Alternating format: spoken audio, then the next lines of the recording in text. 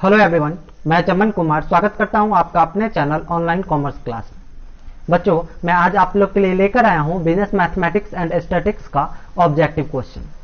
बहुत सारे बच्चे का कमेंट आ रहा था कि सर फाइनेंशियल अकाउंटिंग का जो एग्जाम हुआ है उसका क्वेश्चन बताइए, जो कल आया है उसका आंसर क्या होगा। तो मैं उन बच्चों से ये रिक्वेस्ट करना चाहता हूँ कि वो तो अब हो गया है और जो हो चुका है उसे आप बदल तो सकते नहीं है, इसलिए जो आगे की बात है उसको कीजिए और अच्छे से तैयारी कीजिए, जिससे कि आपका एग्जाम और भी अच्छे से आगे निकले। और जितने भी बच्चे हैं उनकी मैं ये आशा करता हूं कि उनका एग्जाम बहुत अच्छा गया होगा और आगे भी अच्छा जाएगा। चलिए, आज हम आप लोग के लिए लेकर ही आए हैं बिजनेस मैथमेटिक्स एंड स्टैटिस्टिक्स का ऑब्जेक्टिव क्वेश्चन, जो कि एज अ रिवीजन आप एक बार देखते जाइए, हो सकता है कि आपको एग्जाम में हेल्प हो सके।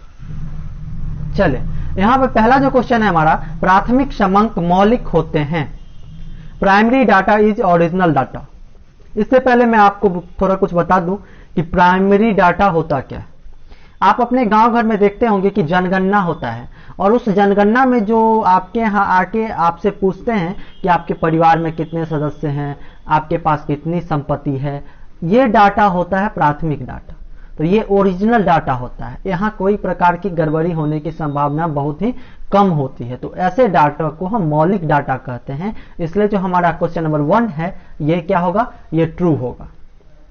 अब बच्चों आइए दूसरे क्वेश्चन पे। द्वितीय समंक वे हैं जो पहले से ही अस्तित्व में होते हैं। यह कथन है ब्लेयर का।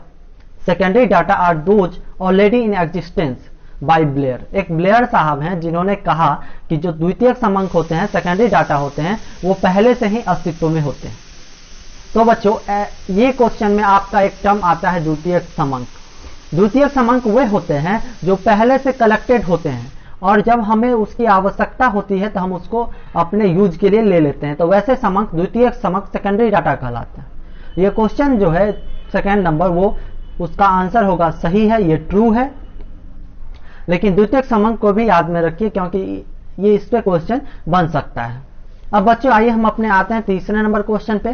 संख्यात्मक तथा समंक एवं गुणात्मक तथ्य समंक एक ही है।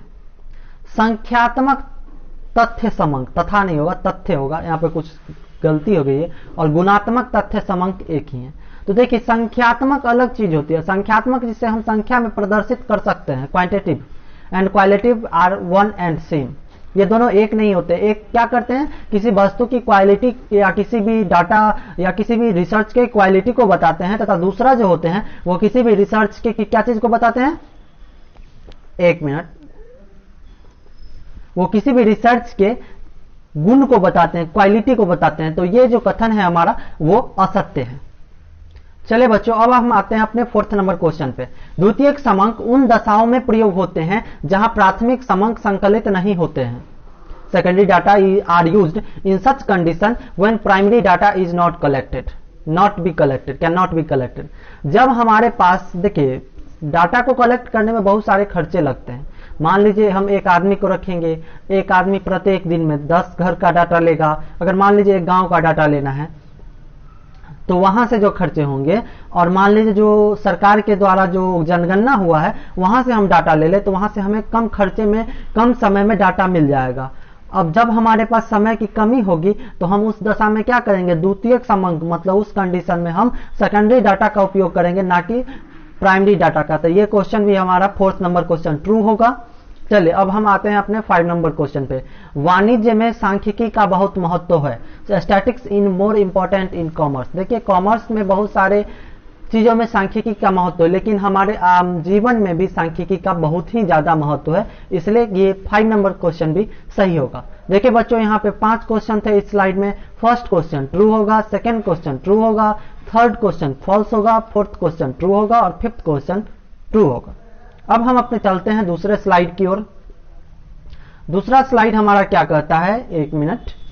सांख्यिकी विज्ञान और कला दोनों नहीं है।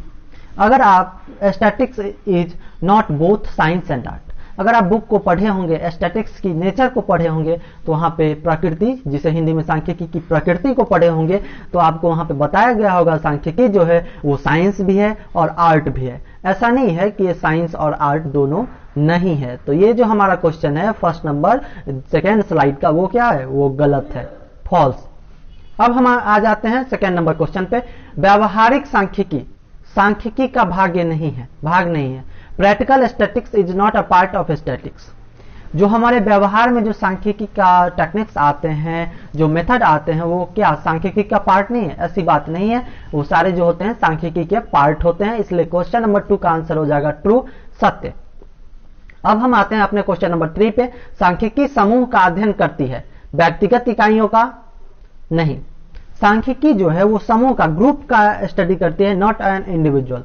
इंग्लिश में देख लीजिए क्वेश्चन क्या है, statics study about the group not about individual. जो हमारा सांख्यिकी है वो केवल ग्रुप का अध्ययन करती है, समूह, इंडिविजुअल का नहीं। मान लीजिए सांख्यिकी में क्या हम क्या करते हैं, दोनों के बीच में उसका मीन निकालते हैं, मोड निकालते हैं, उसमें क्या रिलेशन तभी ना होगा जब एक से ज्यादा लोग होंगे। जब केवल आपको सिंगल टर्म दे दिया तो आप वहां पे रिलेशन एस्टेब्लिश नहीं कर पाएंगे। इसलिए सांख्यिकी के अंतर्गत हम क्या करते हैं, समूह का अध्ययन करते हैं। तो ये हमारा question number 3 is a right answer, true होगा। अब हम आते हैं अपने क्वेश्चन नंबर 4 पे। सब स्टैटिक शब्द का बहुवचन है, statistic is a plural of static. ये भी जो हमारा कथन है वो गलत है। अब हम आते हैं, सांख्यिकी एक गणित की शाखा है। आप लोगों ने क्लास 10th में भी पढ़ा होगा मोड, मीन, मीडियन वगैरह। तो सांख्यिकी जो है वो मैथ्स के अंतर भी आता है और ये मैथ्स का भी एक ब्रांच है। इसलिए हमारा 5 number question is a true. चलिए अब हम आते हैं अपने थर्ड स्लाइड पे। यहां पे हमने 6 क्वेश्चन को कलेक्ट किया है, एक एक करके देखते हैं। सांख्यिकी नियम सदैव पूर्णतः सत्य होते हैं। Statical law are always perfectly true.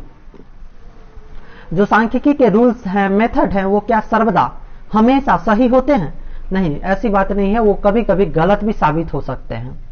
मान लीजिए एक एग्जाम्पल आपको बताते हैं। कोई महान स्टैटिक्स के नॉलेज वाले थे, उन्होंने क्या किया, नदी के पानी का गहराई नापना था, तो उन्होंने नदी पार करना था उनको, तो वो क्या किए, नदी के जल स्तर का एवरेज निकाल लिया। एवरेज में उनको आया 5 फीट, तो वो सोचे कि हम तो डूबेंगे नहीं। अरे भाई ऐसा नहीं है, उस समय वो आपका जो रूल्स होंगे, लॉ होंगे, वो गलत साबित हो जाएंगे, क्योंकि बीच में तो गहराई है, आप वहां पर एवरेज पे काम कर रहे हैं। अब तो ये पहला क्वेश्चन हमारा फॉल्स हो जाएगा। दूसरा, सांख्यिकी किसी भी व्यावसायिक समस्या का सही समाधान करने में सहायता करती है। Statics helps in getting accurate answer for business problem. देखिए बहुत सारे बिजनेस प्रॉब्लम जो होते हैं वो व्यवहारिक भी हो सकते हैं, और जहां व्यवहार की बात होती है वहां पे सांख्यिकी बहुत ज्यादा तक हेल्प नहीं करती है। इसलिए हमारा question number 2 is a false, असत्य। सांख्यिकी झूठ का इंद्रधनुष है। Statics is a rainbow of light. सांख्यिकी के अंतर्गत ऐसा माना जाता है कि झूठी है, तो ये बात नहीं है। तो इसलिए क्वेश्चन नंबर 3 इज रॉन्ग होगा, यहां पर फॉल्स आंसर होगा। अब हम आते हैं अपने क्वेश्चन नंबर 4 पे। अंक नहीं, समंक सांख्यिकी की विषय सामग्री है। Not a data but data is a subject material of. यहां पर अंक नहीं मतलब अंक, डिजिट नहीं होता है।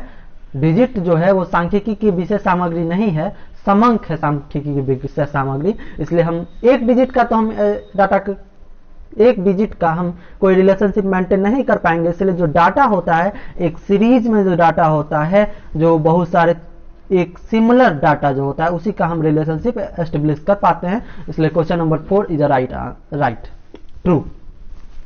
अब बच्चों हम आते हैं अपने 5 नंबर क्वेश्चन पे। सांख्यिकी का दुरुपयोग नहीं हो सकता। Statics can not B misused.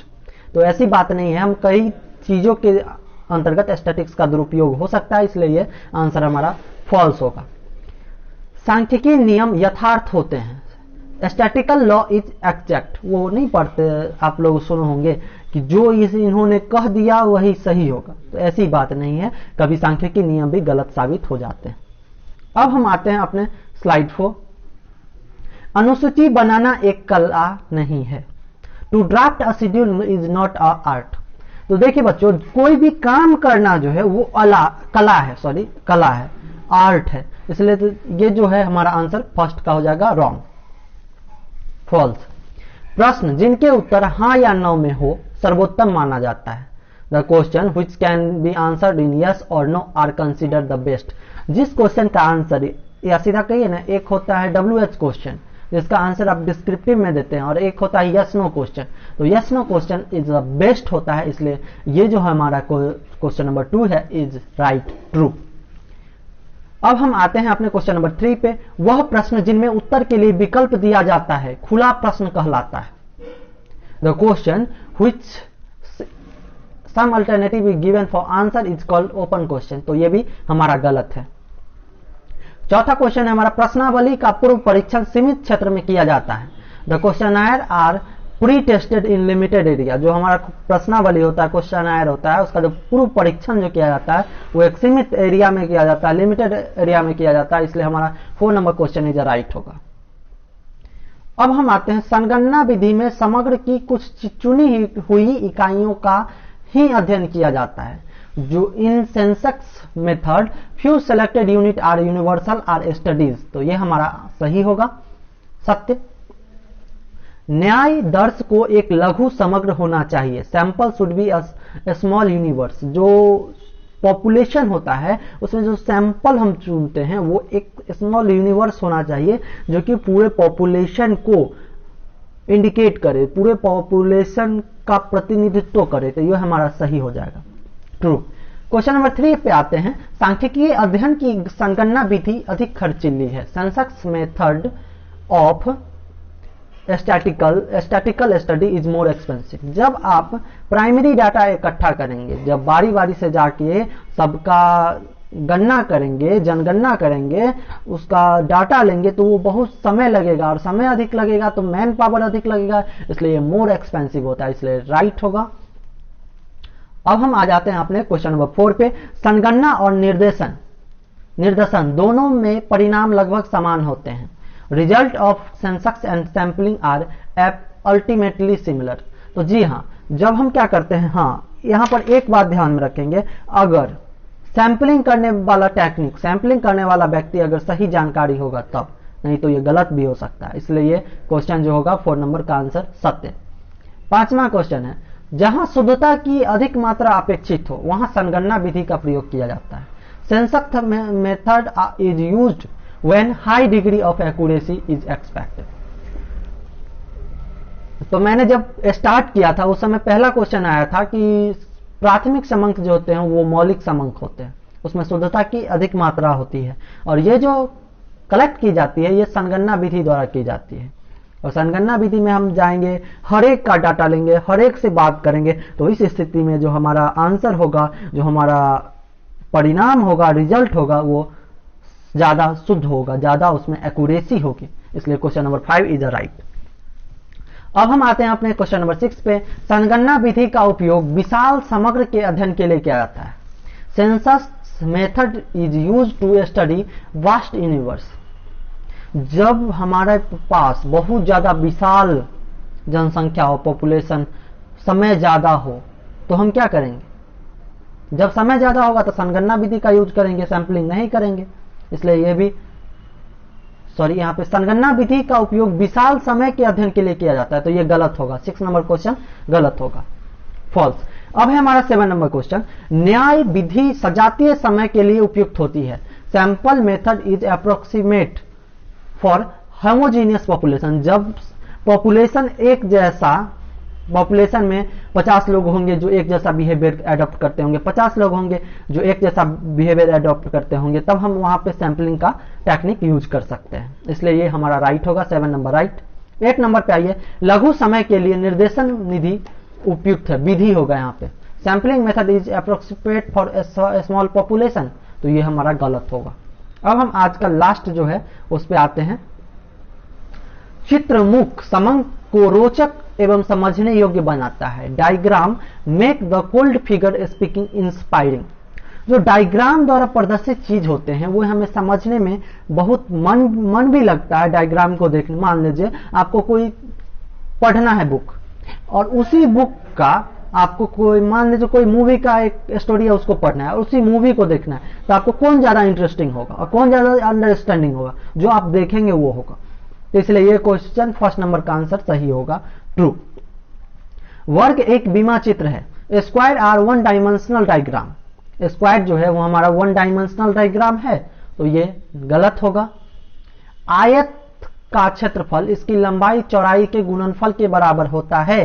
The area of rectangle is equal to product of its length and breadth. आप आयत का क्षेत्रफल याद कीजिए, इसका होता है लंबाई गुणे चौड़ाई, तो ये हमारा सही होगा। अब आ जाइए अपने क्वेश्चन नंबर 4 पे। दंड चित्रों में यह आवश्यक है कि दंडों के मध्य समान अंतर रखा जाए। It is necessary to leave equal gap between the bar case in diagram. ये सही है, नहीं तो समझ में सही से नहीं आएगा, इसलिए ये 4 नंबर का आंसर राइट होगा, ट्रू।